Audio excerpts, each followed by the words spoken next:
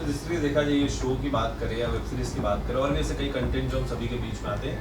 ये उस तरीके का है कि वो एक हाथ है और फिर हमारे यूथ एक हाथ है जिससे दो ताली बजती है। कहीं ना कहीं आप देखेंगे शो में कई बार यूथ जाते हैं, कई बार जुड़ते हैं, क्योंकि आज की डेट में इंडियन आइडल और इंडिया गॉट टैलेंट की जगह लोग ये देखना ज़्यादा पसंद कर रहे हैं, यूथ इसकी तरफ ज़्यादा प्रभावित हो रहा है। तो आपको क्या लगता है कहीं ना कहीं जब से हमारे यहाँ पे देश में कोविड के बाद से OTT प्लेटफॉर्म को ओपन कर दिया गया, अब सिनेमा घर की फिल्में ड्रॉप होते हुए OTT ज़्यादा हिट हो रहा है, कहीं ना कहीं OTT फिल्मों को ज़्यादा सराहना मिल रहा है, इस तरीके के शोज़ को ज़्यादा सराहना मिल रहा है और यूट्यूब आज एक बहुत बड़ा प्लेटफॉर्म बन गया है और यहीं से वो करोड़ों की इनकम कर रहे हैं। So do you ever think कि इस तरीके से कहीं ना कहीं हमारे यूथ का भी एक इसमें बहुत बड़ा योगदान है कि उन्होंने डे वन से इस तरीके कंटेंट को सराहना दिया? देखिए, मैं तो एक चीज़ बोलना चाहूँगा कि जहाँ तक थिएटर रिलीज़ की बात होती है कोई भी मूवीज़ वगैरह की,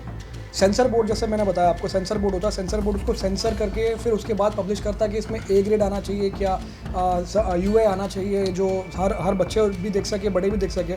अब ये जो चीज़ है, ये OTT जो एस्केप बन के जो आया हुआ है मार्केट के अंदर, पहले भी इनके ऊपर काफ़ी कुछ केसेस वगैरह हुए, पहले भी इनके ऊपर FIR वगैरह हुए, पहले भी इनके ऊपर एक्शंस किए गए हुए, लेकिन ये जो डेयरिंग जो है वो डेयरिंग इनकी खत्म होती ही नहीं है। कुछ अगर एक्शन हुआ तो फिर कुछ चीज़ें नहीं आ जाती है, कभी कोई कम्युनिटी के खिलाफ, कभी कोई कास्ट के खिलाफ, कोई कुछ ऐसे काफ़ी पहले भी अक्सर चीज़ें हुई है।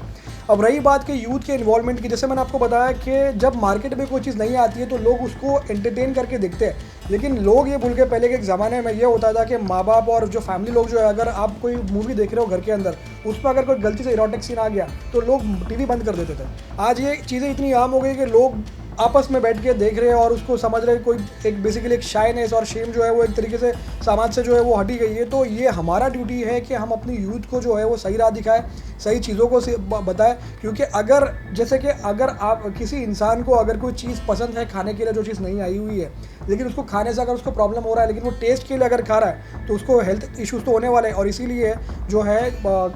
हमारे कंट्री में जो है वो काफ़ी चीज़ों को लेकर बैन भी किया जाता है। जैसे टिकटॉक का एडिक्शन आया हुआ था, लेकिन कंट्री ने उसके ऊपर एक्शन लिया, कंट्री ने उसको बैन किया, गवर्नमेंट ने उसको बैन की। तो इस तरीके से अगर जब हम आवाज़ उठाएंगे तभी ही कुछ एक्शन होगा, क्योंकि हमारी यूथ तो बाय डिफ़ॉल्ट ये है, क्योंकि इसीलिए उसको यूथ बोला जाता है, क्योंकि वो नई चीज़ों से आकर्षित होती है, नई चीज़ों से अट्रैक्ट होती है। तो इसलिए हम सब पर ये ड्यूटी है ये चीज़ समझना कि हम एक तरीके से इसको सही राह पर चलाएं और जितना हो सके एक हर एक इंसान की कैपेसिटी में इस चीज़ के ऊपर एक्शन, लीगल एक्शन लिया जाए।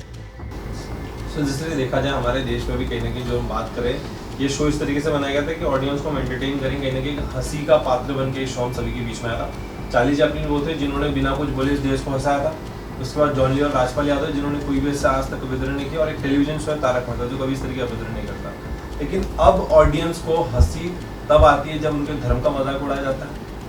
अब ऑडियंस को तब हंसी आती है जब अपनी माँ बहनों के प्रति गाली सुनते हैं। क्या लगता है जो परिवर्तन आ रहा है इसमें क्या होना चाहिए? बहुत ही आपने अच्छा मुद्दा उठाया है ये, कि एक तरीके से लिमिट्स जो है वो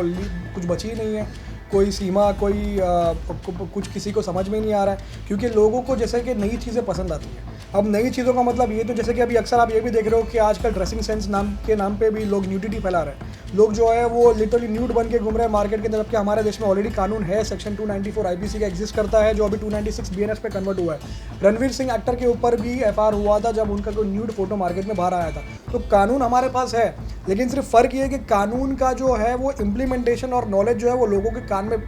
बराबर से गया हुआ नहीं है। तो ये ही काम हमारा, और जैसे कि आप मीडिया है, आपके ज़रिए हम ये लोगों को मैसेज पहुंचाना चाहते हैं कि ये गलत है, ये क्राइम है, इसके अंदर इन्वॉल्वमेंट अगर किसी का रहेगा तो उसका हाथ भी इसके अंदर आएगा। क्योंकि अगर आप देख रहे हो तो आप प्रमोट भी कर रहे हो, और आप प्रमोट करके एक तरीके से अपनी फैमिली के अंदर भी एक रॉन्ग मैसेज पहुँचा रहे हो। तो एक कॉमन सा एक तरीका बन गया है लोगों को इंसल्ट करना, लोगों को रोस्ट करना। कितनी सुसाइड्स